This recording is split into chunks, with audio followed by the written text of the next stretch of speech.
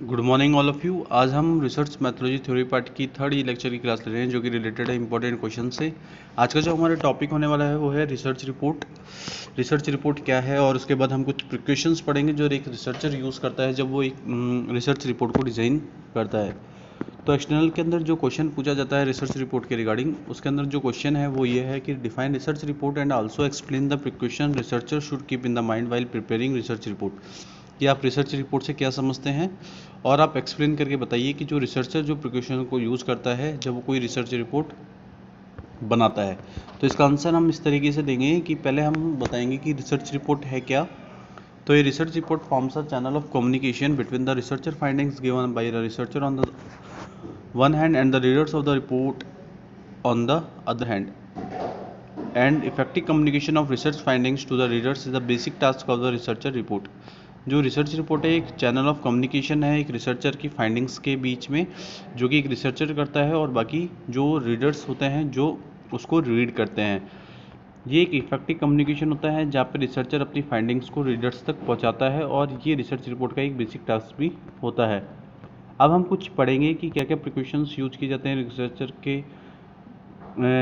जब रिसर्चर अपनी कोई एक रिसर्च रिपोर्ट को प्रिपेयर करता है तो वो कुछ प्रिकॉशंस का यूज़ करता है जो अपने वो माइंड के अंदर रखता है। तो सबसे पहला है कि the length of the report should be the kept keeping in the wing the fact it should cover the subject in length but it should be short enough to maintain the interest of the length.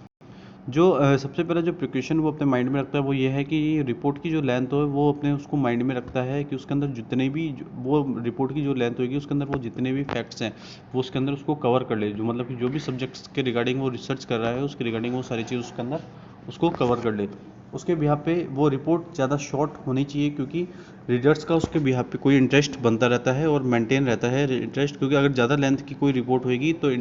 जो reader का जो interest है वो धीरे धीरे कम होने लग जाएगा। सेकंड जो पॉइंट है हमारा वो है the report should not be dull, it should be such as a sustain our one interest. जो रिपोर्ट है वो डल नहीं होनी चाहिए, मतलब कोई भी उसमें ऐसी चीज़ नहीं होनी चाहिए जिससे रीडर्स का इंटरेस्ट ख़त्म होने लग जाए, मतलब उसमें कोई ऐसी इंटरेस्टिंग चीज़ें नहीं हो जिससे रीडर्स उसको पढ़े ही नहीं, बल्कि उसके अंदर कुछ ऐसी चीज़ें होनी चाहिए, कुछ ऐसी ग्राफिकल चीज़ें होनी चाहिए, कुछ ऐसे प्रेजेंटेशंस होने चाहिए जिससे जो एग्जांपल्स होने जिससे रीडर का इंटरेस्ट उस पर बनता रहे। थर्ड है कि the report should possess the features of simplicity and avoiding vagueness. जो रिपोर्ट है उसके अंदर फीचर्स होने चाहिए, मीन्स उसकी कैरेक्टरिस्टिक्स होने चाहिए कि जो हमने रिसर्च प्रॉब्लम के रिगार्डिंग जो रिसर्च की है उसके बिहार पे उसके कुछ फीचर्स उसके बिहार पे उसको सिंपलिसिटी मिलनी चाहिए, साथ साथ जो भी वेग्यूनेस मतलब कोई भी ऐसी तरीके की एरर्स हैं जो कि रिसर्च रिपोर्ट में जो बहुत रीडर्स के इंटरेस्ट को कम कर सकती है तो वो चीज़ें उसमें से नहीं हटा देनी चाहिए। Readers of the report are more interested in acquiring of quick knowledge of the main findings and the report should provide a readily availability of the findings with the help of charts graphs and statical tables.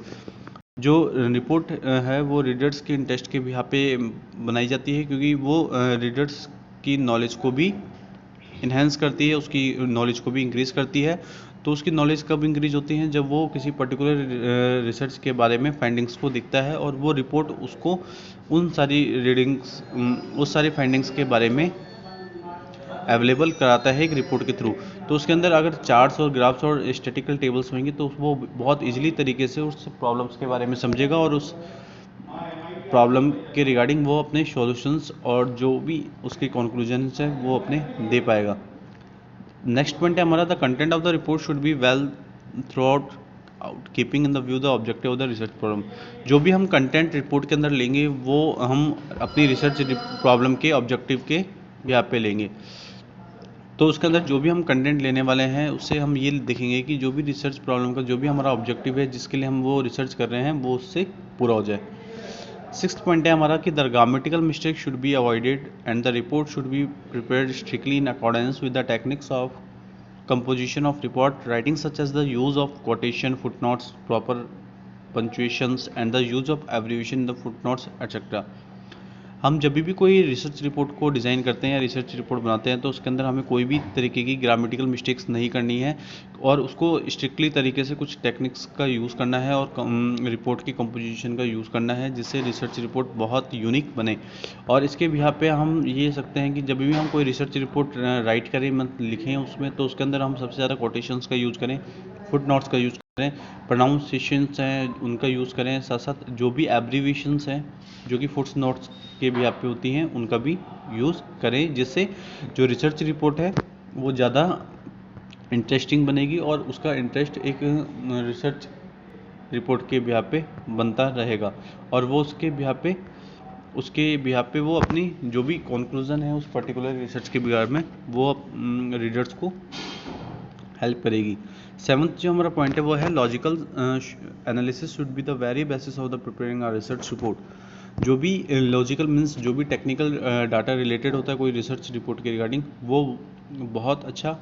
Logical तरीके से होना चाहिए, बहुत अच्छा sequence से होना चाहिए और वो उस रिसर्च रिपोर्ट के ऑब्जेक्टिव को भी पूरा कर रहा हो। एट्थ जो हमारा पॉइंट है वो है the report should also suggest the policy implications relating to the problem under the consideration and should keep help us in future forecasting. Report के अंदर हमें ये सजेस्ट करना कि जो भी पॉलिसी हम इम्प्लीमेंट कर रहे हैं उस प्रॉब्लम के रिगार्डिंग उसके अंदर हम जो भी कंसिडरेशन डालेंगे उस रिपोर्ट के अंदर वो हमारे फ्यूचर फोरकास्टिंग को लेके होनी चाहिए। मीन्स कि वो हमारे को फ्यूचर फोरकास्टिंग करने में हेल्प हो, कुछ ऐसी तरीके की हम कंसिडरेशन या कोई भी पॉलिसी उसमें इम्प्लीमेंट करेंगे रिपोर्ट के अंदर जो कि हमें आगे फ्यूचर के अंदर हेल्प कर सके। All technical data should be appended in the report. जितने भी टेक्निकल्स डाटा होते हैं किसी रिसर्च के रिगार्डिंग वो सारे रिपोर्ट के अंदर होने चाहिए। 10th जो हमारा पॉइंट है वो है good report should also possess an index of subjects and authors as well. It should be appended at the end of the report. जो हमारी रिपोर्ट जो अच्छी रिपोर्ट होती है उसके अंदर जो सब्जेक्ट्स का जो इंडेक्स है मीन्स उसका कंटेंट है वो होना चाहिए, साथ साथ ऑथर्स भी होने चाहिए। उसके बिहाफ पे जो रिपोर्ट है वो हमारे बहुत ज़्यादा अट्रैक्टिव लगती है और साथ साथ वो रीडर्स का इंटरेस्ट भी बनाए रखती है और रीडर्स को स्टार्टिंग में ही पता चल जाता है कि उस पर्टिकुलरली रिसर्च किस बिहाफ पे की गई है और उसका क्या सब्जेक्ट मैटर है, और ये जो सारी चीज़ है वो रिपोर्ट के एंड में होनी चाहिए। 12th हमारा जो पॉइंट है वो है report should be the attractive in shape neat and clean whether type not printed. जो रिपोर्ट है वो रीडर्स के लिए अट्रैक्टिव होनी चाहिए जिससे रीडर्स का इंटरेस्ट बना रहे, तो उसके शेप में उसको नीट और क्लीन बनानी चाहिए, चाहे हम कोई भी रिसर्च रिपोर्ट को टाइप करें या प्रिंट करें। नेक्स्ट जो हमारा पॉइंट है वो है calculated confidence limits must also be mention in the report and the various limitation expense by the researcher in this study should be stated in the report. जो भी कॉन्फिडेंस लिमिट्स हैं उस particular research problem के regarding उसको report के अंदर हमें mention करना चाहिए, और जो जो लिमिटेशंस एक रिसर्चर ने एक्सपीरियंस की है जब उसने किसी प्रॉब्लम के रिगार्डिंग फाइंडिंग्स किए हैं तो वो भी उस पर्टिकुलर रिपोर्ट के अंदर होनी चाहिए, जिससे उस पर्टिकुलर रिपोर्ट का जो इफ़ेक्टिवनेस है वो ज़्यादा अच्छी बनी रहे और साथ साथ जो रीडर्स का इंटरेस्ट है वो बिल्ड हो उस रिपोर्ट के थ्रू।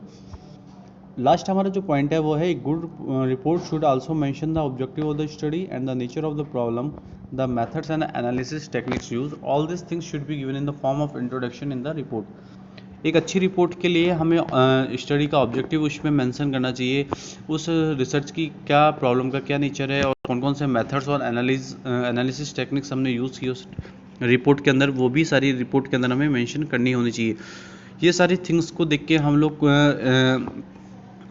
एक प्रॉपर मेंटेन करके रखते हैं हमारी रिसर्च रिपोर्ट को, जो कि हमारे इंट्रोडक्शन होता है जो पर्टिकुलर किसी टॉपिक के रिगार्डिंग या कोई सब्जेक्ट मैटर के रिगार्डिंग वो उसके अंदर इंट्रोड्यूस किया जाता है, और ये सब रिपोर्ट के स्टार्टिंग मंथ्स की प्रिलिमिनरी पेज के अंदर ये चीज़ें दी जाती हैं। उसके बाद मेन टेक्स्ट के अंदर हम लोग उसके पर्टिकुलर कंटेंट के बारे में पूरा बताते हैं। तो आज के लेक्चर के अंदर हमने बहुत सारी चीज़ें को कवर किया है, जिसके अंदर हमने रिसर्च रिपोर्ट क्या होती है उसके बारे में समझा, क्या क्या प्रिकॉशंस यूज़ किया करता है एक रिसर्चर जब वो कोई रिसर्च रिपोर्ट को प्रिपेयर करता है। तो आज के लिए इतना ही। Thank you so much and have a nice day.